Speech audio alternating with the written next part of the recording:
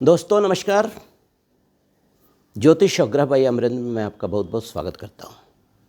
दोस्तों आज मेरा वीडियो जो है, चूँकि छठ पूजा आने वाला है और छठ पूजा में जो कि सूर्य देव की जो हम लोग आराधना करते हैं, वहाँ पर तो हम लोग सूर्य देव की आराधना करते हैं। शाम में सूर्य देव को अर्घ देते हैं, सुबह में अर्घ देते हैं।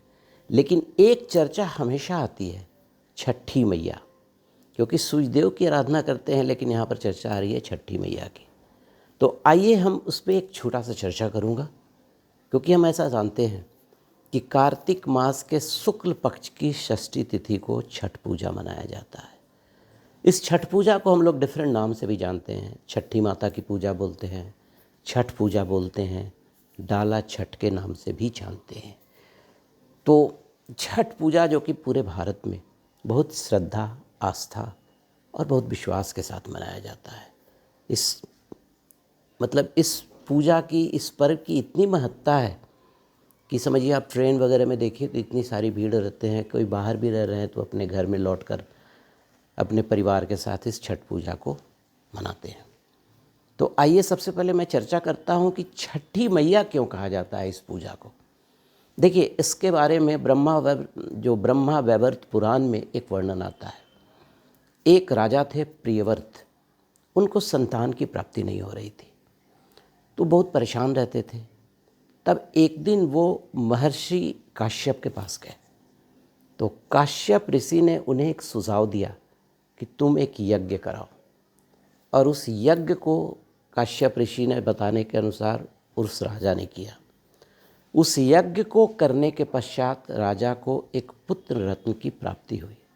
और प्रियव्रत जो थी, उनकी पत्नी का नाम मालिनी था। उन्होंने एक बहुत सुंदर से बच्चे को जन्म दिया। लेकिन दुर्भाग्यवश कुछ ऐसा हुआ कि उस बच्चे की मौत हो गई।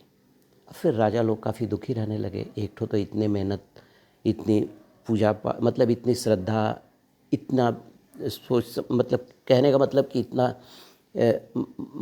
मन्नत के बाद पुत्र रत्न की प्राप्ति हुई थी। काफ़ी चिंतित रहने लगे। तब इस विपत्ति और देखकर छठी माता, छठी देवी जो थी वो प्रकट हुई और उन्होंने कहा, देखिए ध्यान दीजिएगा यहाँ पर, उन्होंने कहा कि मैं ब्रह्मा की पुत्री हूँ और भगवान कार्तिकेय राज की पत्नी हूँ, और मेरा काम ही है बच्चों का कल्याण करना, पुत्रों की जो संतति है उसकी उन्नति करना। अगर किसी महिला को कोई संतान की उत्पत्ति नहीं हो रही है तो हमारे पूजा पाठ से उसको संतान की उत्पत्ति भी होती है। साथ ही उन्होंने ये भी कहा कि मैं भगवती का छठा अंश होने के कारण, देखिए ध्यान दीजिएगा, मैं भगवती का छठा अंश होने के कारण छठी माता के नाम से जानी जाती हूँ।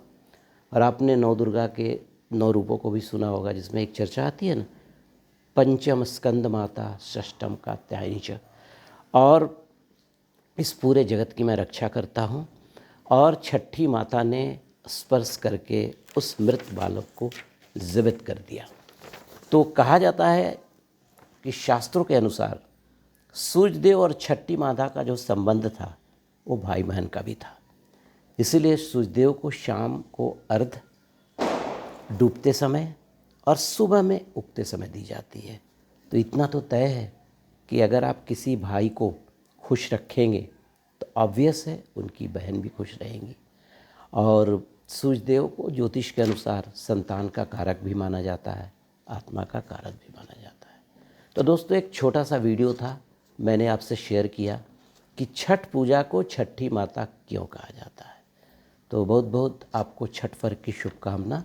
अगर आपको मेरा वीडियो पसंद आया हो तो लाइक कीजिएगा, सब्सक्राइब कीजिएगा, क्योंकि मैं फिर कोई नया वीडियो आए तो मैं आपको इन्फॉर्मेशन दे सकूं। तब तक के लिए धन्यवाद।